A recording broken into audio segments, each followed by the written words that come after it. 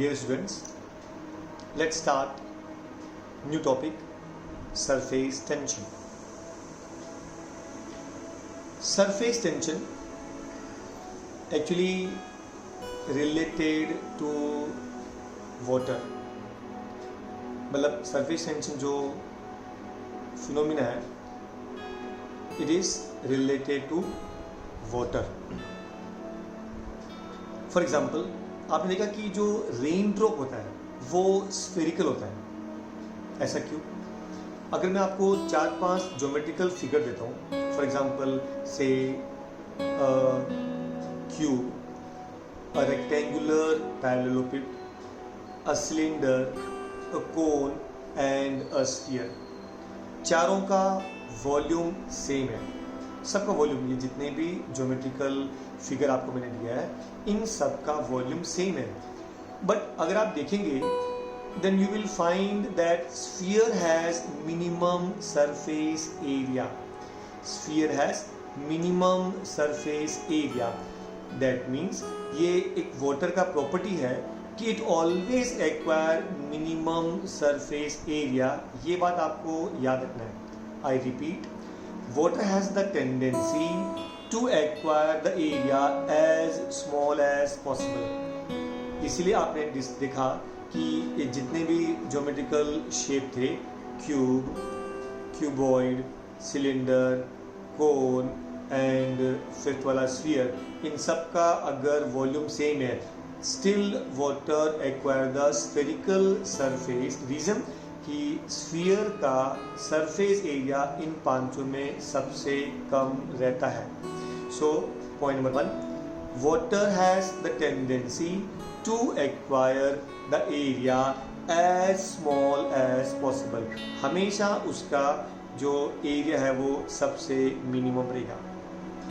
दूसरा, soap bubble. देखो, बचपन में आपने एक मग लिया था, उसमें सोप वाटर डाला था एंड देन आपने बबल्स बनाए थे. तो जब सोप बबल बनेगा तो ये जो भी फॉर्म होता है, it's because of surface tension.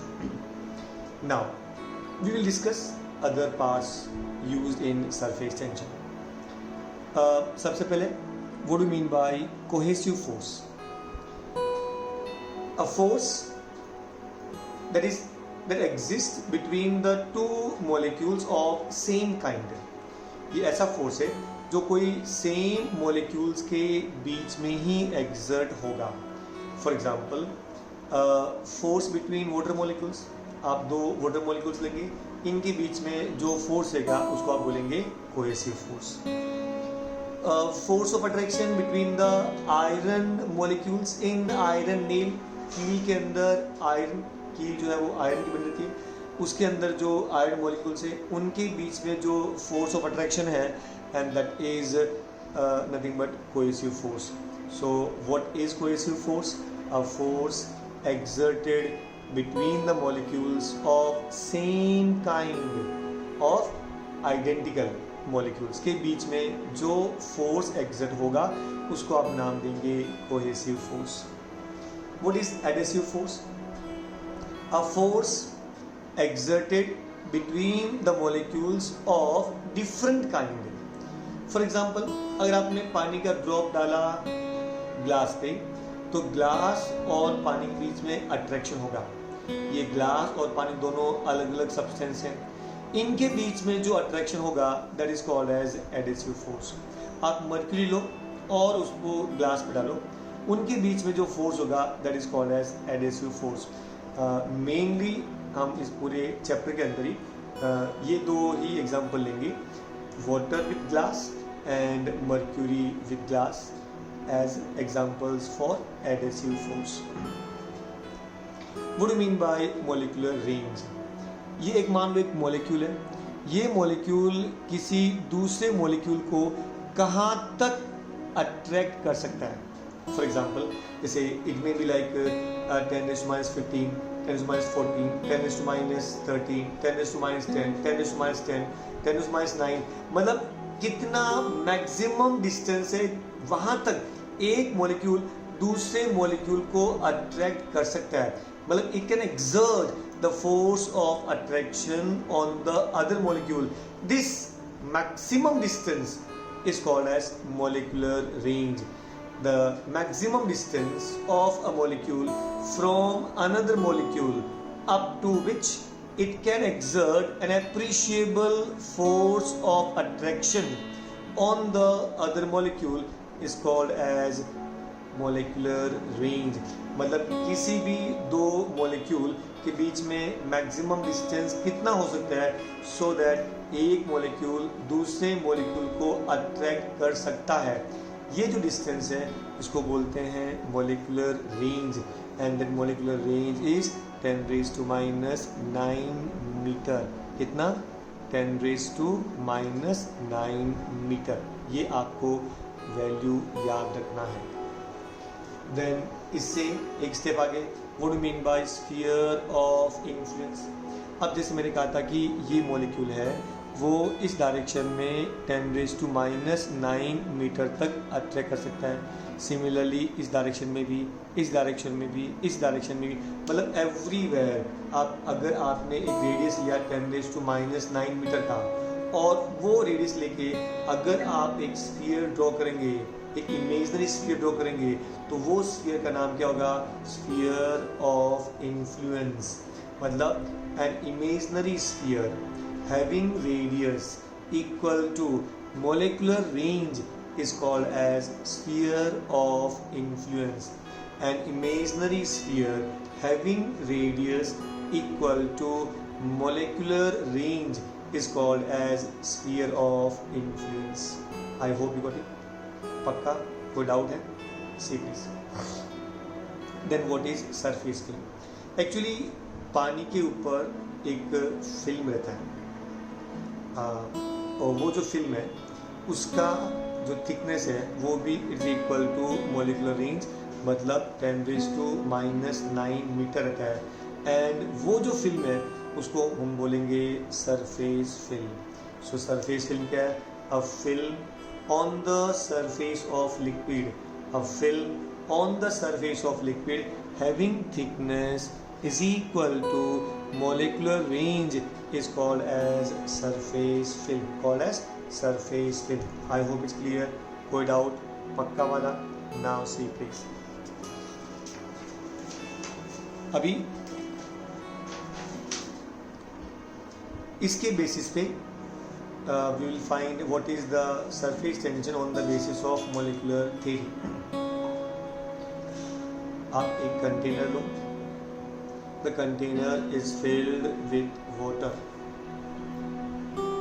आप 3 molecules ले लो वाटर का, molecule A, molecule B and molecule C. जो molecule A है वो completely पानी के अंदर है. मॉलिक्यूल बी है वो सरफेस फिल्म के अंदर है, और मॉलिक्यूल सी है वो एग्जैक्टली सरफेस के ऊपर है. I repeat, take a container, fill this container with water, take 3 molecules A, B and C. Molecule A exactly पानी के अंदर है, मॉलिक्यूल बी सरफेस फिल्म के अंदर है, और मॉलिक्यूल सी सरफेस पर है. अभी molecule A will be attracted by molecules from right side. Similarly this molecule A will be attracted by the molecules from left side. Therefore they will exert equal and opposite force on the molecule A. Similarly, molecule A is attracted by the molecules from upward side, and molecule A is attracted by the molecules from downward side. मतलब molecule A को हर तरफ से दूसरे molecule attract करेंगे, लेकिन चूंकि यहाँ का फोर्स इस फोर्स के बराबर है, and therefore resultant force on the molecule A is always 0. तो कहने का मतलब ये हुआ कि अगर कोई मॉलिक्यूल कंटेनर के अंदर है, देन उस मॉलिक्यूल पे रिजल्टेंट फोर्स हमेशा ज़ीरो रहेगा, हमेशा ज़ीरो रहेगा। And therefore molecule A will not experience any kind of force. Molecule A will not experience any kind of force. मतलब इस मॉलिक्यूल पे कोई प्रकार का फोर्स नहीं है। आई होप इट्स क्लियर, ये आपको याद रखना है। अब देखिए मॉलिक्यूल बी राइट साइड से अट्रैक्ट होगा, लेफ्ट से भी अट्रैक्ट होगा, ये साइड से भी होगा, ये साइड से भी होगा। लेकिन यहाँ पे इस मॉलिक्यूल में कैसा है कि डाउनवर्ड साइड में पूरे वाटर मॉलिक्यूल्स हैं और ऊपर की तरफ आपको क्या लगेगा, ये एयर मॉलिक्यूल्स हैं। ये जो है वो पूरी तरफ कौन से मॉलिक्यूल्स हैं, एयर मॉलिक्यूल्स हैं। तो ये मॉलिक्यूल बी को नीचे वाटर मॉलिक्यूल्स अटैक करेंगे, मतलब कोहेसिव फोर्स, और ऊपर की तरफ एयर मॉलिक्यूल्स अट्रैक्ट करेंगे, मतलब adhesive force. Force between air molecules and molecule B of liquid is called as adhesive force। तो यहाँ पे इस पे ऊपर की तरफ एडेसिव फोर्स लगेगा और नीचे की तरफ कोहेसिव फोर्स लगेगा। बाकी ये साइड में और ये साइड में तो सेम है, कोई टेंशन नहीं है। तो क्या होगा, आप ऐसा यूँ समझो कि दो टीम है, आई रिपीट द एग्जाम्पल दीजिए, दो टीम है। एक टीम के अंदर बहुत ही स्ट्रॉन्ग पीपल है, जो जितने भी खिलाड़ी है वो सब में सब बहुत स्ट्रॉन्ग है, और दूसरे में 2-3 कच्चे नींबू है।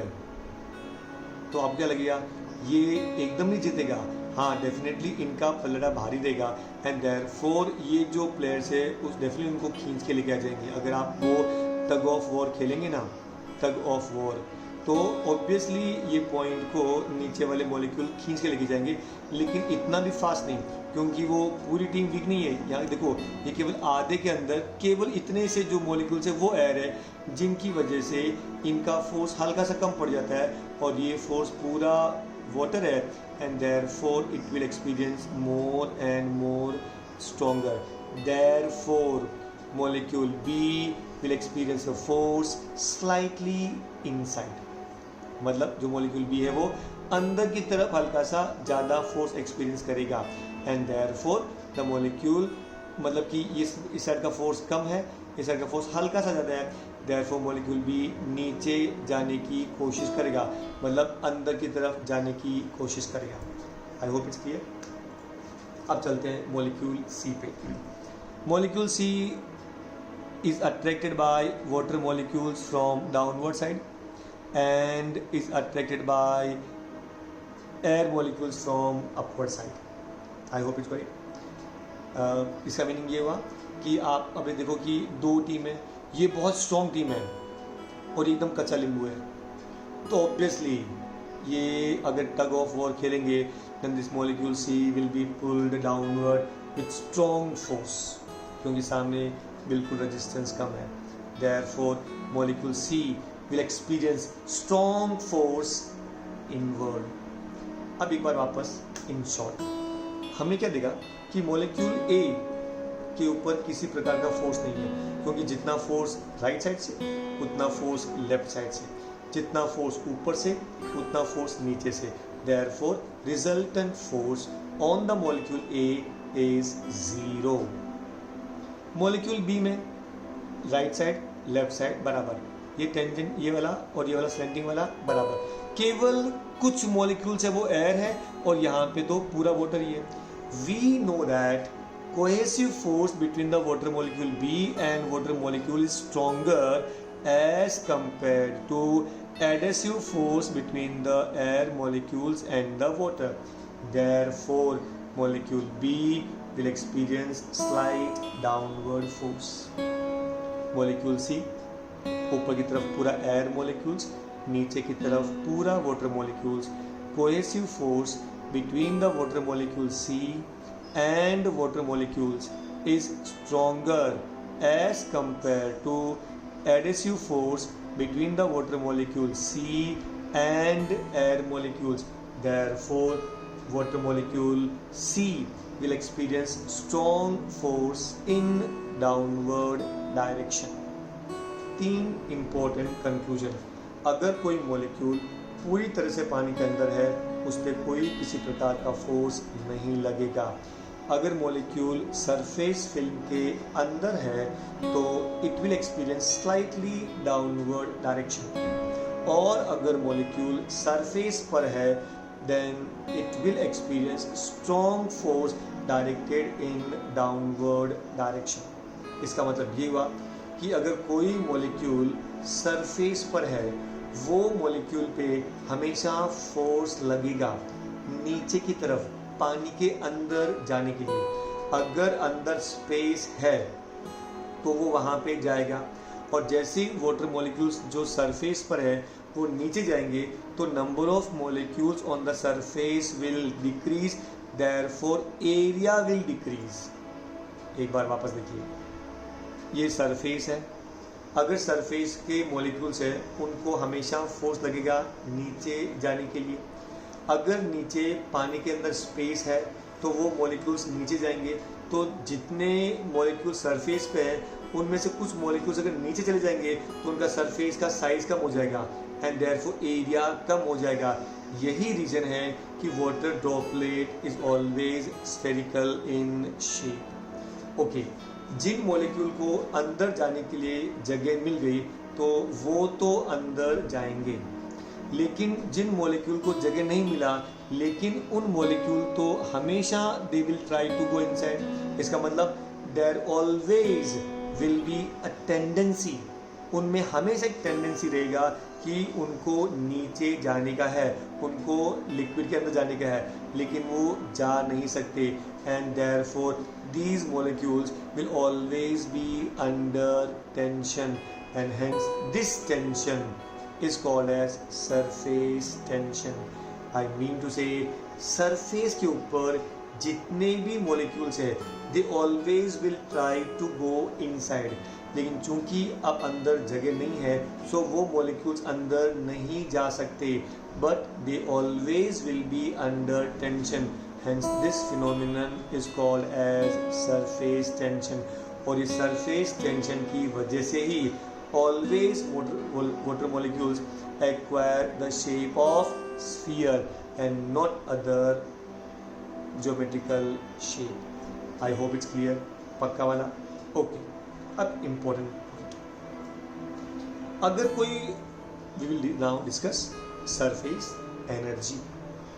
अगर कोई मॉलिक्यूल यहाँ पर है मतलब पानी के अंदर, तो इस पर किसी प्रकार का कोई फोर्स नहीं है, तो जब फोर्स नहीं है तो अगर आप इस मॉलिक्यूल को यहाँ से यहाँ तक लेके जाएंगे तो वर्क डन नहीं करना पड़ेगा, क्योंकि कोई भी ओपोज करने वाला फोर्स नहीं है। अगर उसको आप और ऊपर तक लेके जाओ मतलब यहाँ तक लेके जाएंगे तो भी आपको कोई वर्क डन नहीं करना पड़ेगा। लेकिन अगर कोई मॉलिक्यूल सरफेस फिल्म के अंदर है या बोल सकते हैं सपोज सरफेस पर है तो हमेशा इसके ऊपर एक फोर्स रहता है नीचे की तरफ, मतलब सरफेस फिल्म के अंदर अगर कोई मॉलिक्यूल है तो वो हमेशा नीचे जाने की कोशिश करेगा। अब एग्जैक्टली उल्टा, आप अगर यहाँ तक मॉलिक्यूल को लिख गए तो कोई प्रॉब्लम था ही नहीं, क्योंकि अभी तक वो सरफेस के अंदर ही है तो वर्क डन नहीं हो रहा है क्योंकि उसके ऊपर कोई फोर्स नहीं था। लेकिन याद रखना, अगर मॉलिक्यूल जैसे बी सरफेस फिल्म के अंदर है तो उसको डाउनवर्ड फोर्स लगता है, तो जैसे आप इस मॉलिक्यूल को यहाँ पर लेके गए तो क्या होगा कि एक फोर्स नीचे की तरफ एग्जिट हो रहा है और आप उसको ऊपर की तरफ लेके जा रहे हैं against this force and therefore work has to be done. This work done will be stored in the form of potential energy. अच्छा, मैंने क्या बोला पहले कि अगर कोई मॉलिक्यूल सरफेस पर है तो वो हमेशा नीचे जाएगा। जब वो मॉलिक्यूल्स जब नीचे चले जाएंगे अगर जगह है तो नंबर ऑफ मॉलिक्यूल सरफेस पे कम हो जाएंगे एंड देयरफॉर उनका साइज कम होगा। अब आप क्या कर रहे हैं, आप मॉलिक्यूल को ऊपर लेके जा रहे हैं, मतलब आप मॉलिक्यूल को सरफेस की तरफ लेके जा रहे हैं तो नंबर ऑफ मॉलिक्यूल सरफेस पे बढ़ जाएंगे तो उसका एरिया बढ़ेगा। और भी याद रखो कि उसके लिए आपको some amount of work done भी करना पड़ रहा है एंड देयरफॉर उसका पोटेंशियल एनर्जी भी बढ़ेगा, क्योंकि आप उस फोर्स के अगेंस्ट में जा रहे हैं एंड देयरफॉर वर्क डन तो होगा, और वर्क डन होगा that will be stored in the form of potential energy. उसकी वजह से सरफेस एरिया बढ़ेगा। इस फिल्म का सरफेस एरिया बढ़ेगा, और जब सरफेस एरिया बढ़ेगा then it will be unstable. It will be unstable, क्योंकि स्टेबिलिटी कब होता है? जब किसी चीज़ का पोटेंशियल एनर्जी मिनिमम रहेगा। किसी भी चीज़ का पोटेंशियल एनर्जी मिनिमम रहेगा तो वो स्टेबल है। फॉर एग्जांपल, हमारे पास में एक धनुष है और धनुष जमीन पे ऐसे ही पड़ा है, मतलब हमने उसकी जो चाप है, जो प्रत्यंच है, जो स्ट्रिंग है, हमने उसको खींचा नहीं। उसका मतलब जब नहीं खींचा मतलब वो जमीन पे ऐसी रेस्ट पे पड़ा है और उसका पोटेंशियल एनर्जी जीरो है। लेकिन जैसे आपने धनुष का स्ट्रिंग खींचा, इसका मतलब you have done work against that particular string, and therefore that work done is stored in the form of potential energy। उसकी वजह से वो पोजीशन अनस्टेबल है, क्योंकि जैसे उसको आप छोड़ेंगे the string will try to acquire that original position। Similarly मैंने क्या बोला कि अगर मॉलिक्यूल्स मिनिमम है सरफेस के ऊपर तो वो स्टेबल रहते हैं, लेकिन अभी आपने क्या किया, ये मॉलिक्यूल को ऊपर की तरफ लेके गए against the force, therefore work has to be done।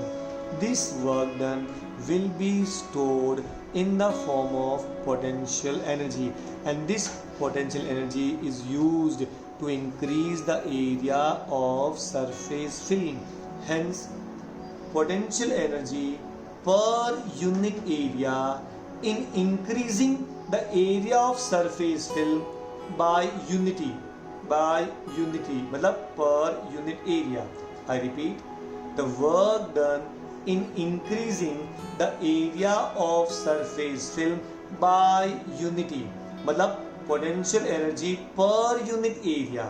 Potential energy per unit area is called as surface energy or surface energy per unit area। So what is exact definition of surface energy? Surface energy per unit area is defined as work done in increasing the area of surface film by unity is called as surface energy per unit area। I hope it is clear। कोई doubt? पक्का? Now say please।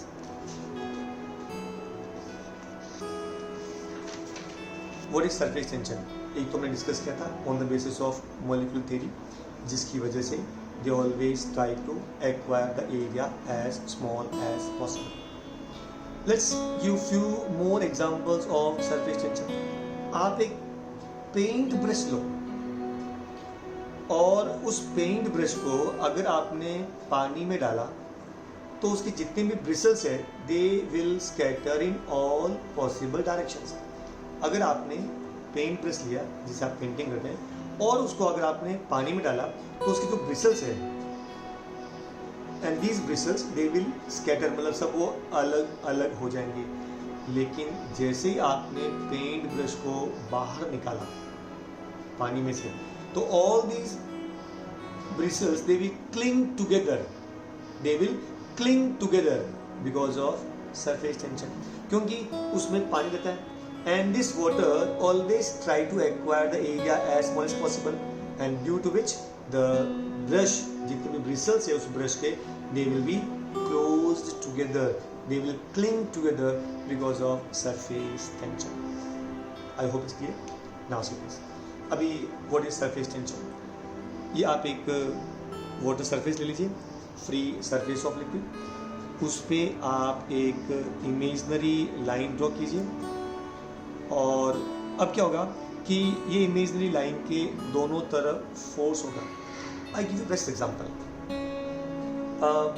आपने क्या करो, 5 बच्चों को इधर खड़े करो, 5 बच्चों को लेफ्ट साइड में खड़ा करो और उनको एक कपड़े का बड़ा सा थान मतलब कपड़ा ले लो और उनको बोलो कि दोनों तरफ से होल्ड करो। और बीच में आप क्या करो, एक बड़ा सा वुडन लॉग लकड़ी का गट्ठा, एक बाम्बू ले लो और बाम्बू को उन पूरे कपड़े के सेंटर में आप उसको रख दो। जैसे ही आप उस बाम्बू को कपड़े के सेंटर में रखेंगे तो वो it will acquire the V shape. Now अब कंडीशन ये है कि मैं चाहता हूँ कि वो कपड़ा एग्जैक्टली हॉरिजॉन्टल रहे, तो ये कैसे पॉसिबल है?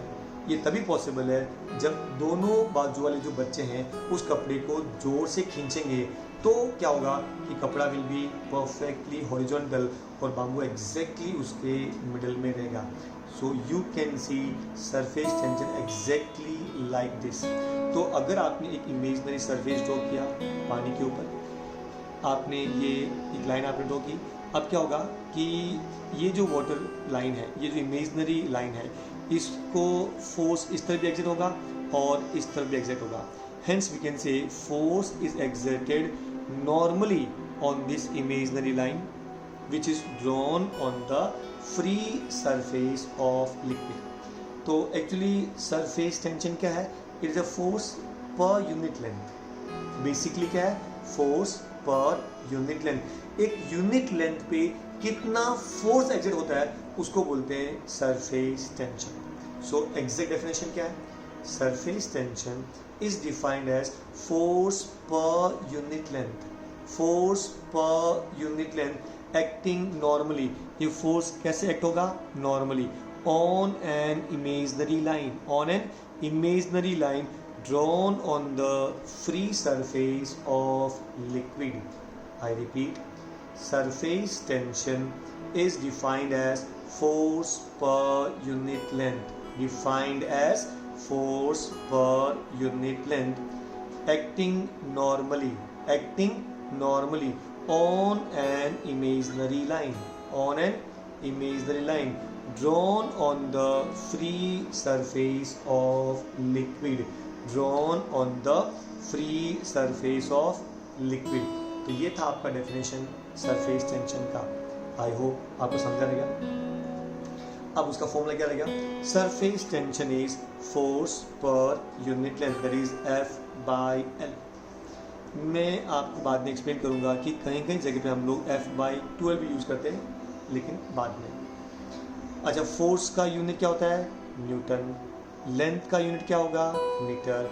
देयरफॉर सरफेस टेंशन का यूनिट क्या होगा? न्यूटन पर metre.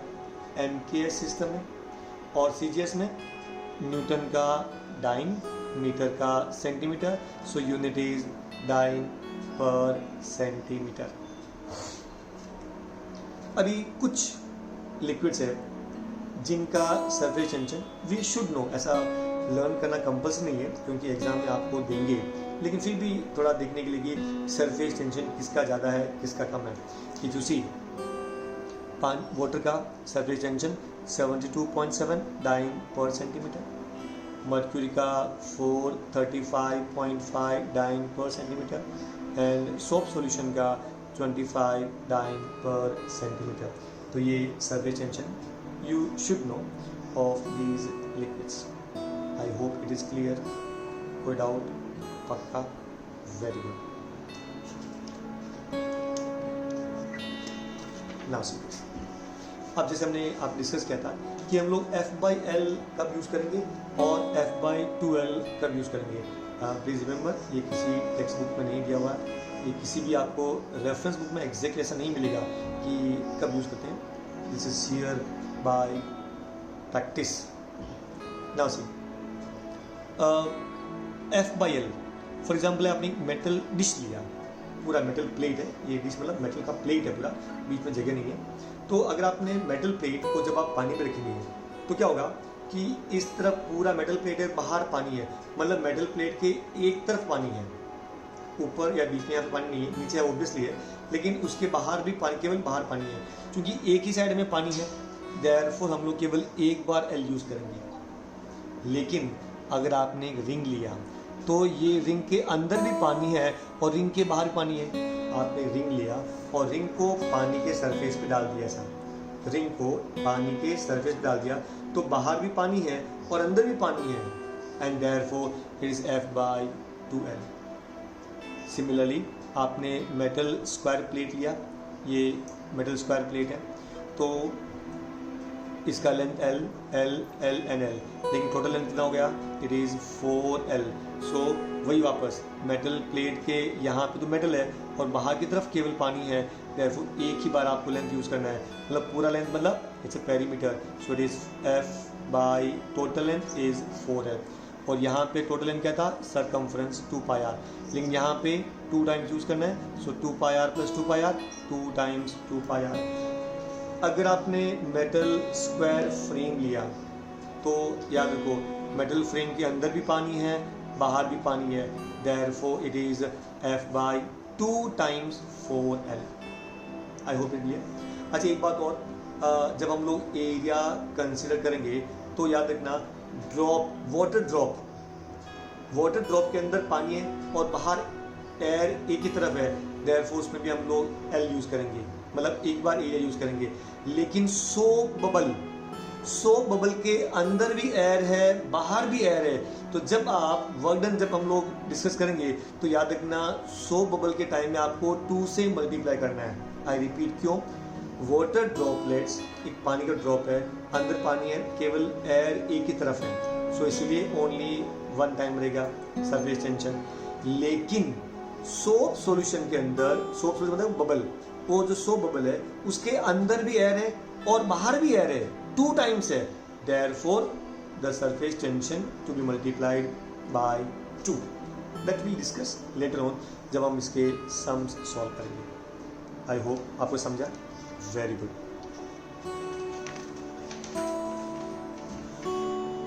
Now relation between surface tension and surface energy.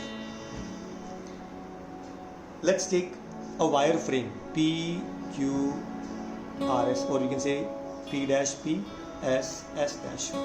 आपने एक वायर फ्रेम लिया, वायर का फ्रेम U शेप, ऐसा आपने वायर फ्रेम ले लिया U शेप, ये सब जैसे ये आपने U शेप वायर फ्रेम लिया और यहाँ पर आपने एक दूसरा वायर डाल दिया। फॉर एग्जाम्पल जैसे ये था और आपने यहाँ पे ऐसा ये डाल दिया, तो ये मूवेबल है, ये जो पॉइंट है वो मूवेबल है, तो ये जो QR है वो मूवेबल है। अब आपने क्या किया, इस फ्रेम को सोप सॉल्यूशन में डिप किया, तो जैसे आपने सोप सॉल्यूशन में डिप करेंगे then films will be formed, ऊपर की तरफ भी और नीचे की तरफ भी। मतलब जैसे ये आपका फ्रेम है U शेप का, तो इसके ऊपर की तरफ में भी सरफेस फिल्म रहेगा और नीचे की तरफ में भी सरफेस फिल्म रहता है। क्योंकि जो आप वायर लेते हैं ना, वो वायर बहुत पतला रहता है, इसलिए आपको दिखता नहीं है। Otherwise please remember 2 films are formed. मतलब ये जो U शेप्ड वायर फ्रेम है, इसके ऊपर में भी आपके पास में फिल्म रहेगा और नीचे की तरफ भी फिल्म रहेगा, 2 फिल्म्स आर फॉर्म्ड। ये बात आपको याद रखना है, very very important. You can do practical also. तो once again take a wire frame P dash P S S dash, फिर आपने एक मेटल वायर लिया जिसका नाम है QR और जो मूवेबल है, आपने इसको सोप सॉल्यूशन में डिप किया। तो जैसे ही आपने सोप सॉल्यूशन में डिप करेंगे 2 फिल्म्स विल बी फॉर्म, ऊपर की तरफ और नीचे की तरफ। मैंने आपसे कहा था कि दिस वाटर और soap they always will try to contract so as to possess minimum surface area। हमने स्टार्टिंग में आपसे कहा था कि water always try to acquire the area as small as possible। Similarly यहाँ पे भी जो ये फिल्म बना है, तो ये जो फिल्म है ये हमेशा उसका साइज छोटा रहेगा, मतलब they always try to acquire the area as small as possible। Therefore this soap film will exert force on this wire PQ। यहाँ पे ये वाला फोर्स लगेगा PS पे, ये वाला फोर्स लगेगा SR पे और ये वाला फोर्स लगेगा QR पे। मतलब कभी भी ये जो सोप फिल्म है वो चारों सरफेस पे, मतलब चारों साइड्स के ऊपर फोर्स एग्जर्ट करेगा सो एज टू कॉन्ट्रैक्ट, मतलब उसका एरिया कम हो इसलिए वो फोर्स एग्जर्ट करेगा। लेकिन वो इतना भी स्ट्रॉन्ग नहीं है कि उसको खींच ले, लेकिन ऑब्वियसली उसके ऊपर जो कहना मतलब ये हुआ कि ये QR के ऊपर फोर्स है, QR के ऊपर फोर्स है इनवर्ड। अब हमने क्या किया, mechanically I exert a force जिसका नाम है F डैश, और वो मैं फोर्स अप्लाई करता हूँ बाहर की तरफ, तो क्या होगा, आई रिपीट, तो जैसे ही मान लो मैं इस पर्टिकुलर वायर QR को बाहर की तरफ फोर्स अप्लाई करता हूँ मैं, और उसको मैं यहाँ तक खींच लेता हूँ up to Q dash R dash तक, such that this distance becomes dx, ये जो बीच का डिस्टेंस है हो जाएगा आपका dx डिस्टेंस हो जाएगा। अब याद रखो कि ये फोर्स अंदर की तरफ था और मैं अलग से फोर्स अप्लाई कर रहा हूँ इस फोर्स के अगेंस्ट में। तो जब आप कभी भी फोर्स अप्लाई करते हैं या वर्क डन करते हैं, आई मीन फोर्स अप्लाई करेंगे किसी फोर्स के अगेंस्ट में, जब डिस्प्लेसमेंट होगा then work is said to be done. एक बेस्ट एग्जांपल, जमीन पे 5 किलो का पत्थर पड़ा है, अगर आप उसको ऊपर की तरफ खींचेंगे then definitely work is said to be done, क्योंकि आप ग्रेविटेशनल फोर्स के अगेंस्ट में काम कर रहे हैं। लेकिन अगर मान लो 5 मीटर हाइट पर कोई पत्थर पड़ा है और उसको आप नीचे लेके आएंगे ज़मीन की तरफ, तो किसी प्रकार का कोई फोर्स एक्सर्ट नहीं होता है, क्योंकि आप किसी फोर्स के अगेंस्ट में काम नहीं कर रहे हैं। तो एक चीज़ आप क्लियर हो गई, वर्क डन कब होता है? जब आप किसी भी फोर्स के अगेंस्ट में डिस्प्लेसमेंट करते हैं। तो यहाँ कैसा था, ये सरफेस फिल्म है, उस फिल्म की वजह से इसके ऊपर फोर्स एग्जिट हो रहा है अंदर की तरफ। अब आपने बाहर की तरफ उसको खींचा और डिस्प्लेसमेंट किया dx, then definitely work will be done. I hope it's clear now. अभी दो इम्पोर्टेंट थिंग, मैंने कहा था कि 2 फिल्म फॉर्म हो रहा है, इसका लेंथ है L, लेकिन ऊपर वाला जो फिल्म उसका लेंथ L और नीचे वाला का भी length L, and therefore it will B 2L। मैंने आपसे कहा था 2 कब यूज़ करेंगे? नंबर 1 रिंग के टाइम में, नंबर 2 वायर फ्रेम के टाइम के अंदर, नंबर 3 सोप बबल में, नंबर 4 सोप फिल्म के अंदर। ये चारों जगह पे आपको 2 से मल्टीप्लाई करना है। I hope it is clear now. तो ये सोप फिल्म था तो आपको 2 से मल्टीप्लाई करना है। तो ये लेंथ था, तो what is definition of surface tension? Force per unit length. ये लेंथ कितना? 2L। 2L क्यों? क्योंकि 2 फिल्म फॉर्म हुआ है इसीलिए। Then what will be force? Force will be T into 2L। इसको हमने क्रॉस मल्टीप्लाई कर लिया से इक्वेशन नंबर 1। यहाँ तक क्लियर है? कोई डाउट? Very good. अब देखो, जब आपने फोर्स अप्लाई किया तो वर्क डन हुआ, एंड वो work done, what is the formula for work done? Force into displacement. Force into displacement, ये आपका फोर्स का फॉर्मूला क्या है? T into 2L। वो आपको यहाँ पे सब्स्टिट्यूट करना है। सो T into 2L multiply by dx multiply by dx।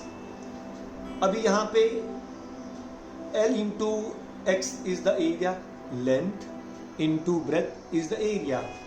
लेकिन यहाँ पे एरिया बड़ा, पहले देखो, पहले लेंथ इतना ही था, ये इतना बड़ा, मतलब this is the change in displacement. So L into dx is called as increase in area. I repeat, L into dx is called as increase in area, क्योंकि पहले लेंथ इतना था तो ये लेंथ इंटू x ये आपका area था, लेकिन अब आप एरिया यहाँ तक बढ़ा दिया, तो मतलब ये जो एरिया बढ़ेगा वो क्या हो गया? Increase in area.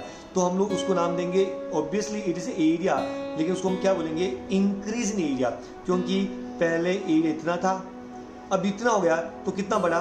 ये वाला एरिया बढ़ गया। तो इसको लेंथ इंटू dx को बोलेंगे इंक्रीज इन एरिया। लेकिन 2 फिल्म है, so it will be 2 times. So 2L into dx is called as dA, nothing but increase in area. So can you see 2L dx is 2A dA, and this dA is increase in area. Therefore work done dW is equal to T into dA. Therefore surface tension will be dW upon dA. Hence can we say surface tension is surface energy upon area. So what is surface tension? Surface tension can also be defined as surface energy per unit area. So this is the relation between surface tension and surface energy. What is the relation? Finally, surface tension is equivalent to surface energy per unit area. Surface tension is equivalent to surface energy per unit area. I hope it is clear. Pakka? Okay.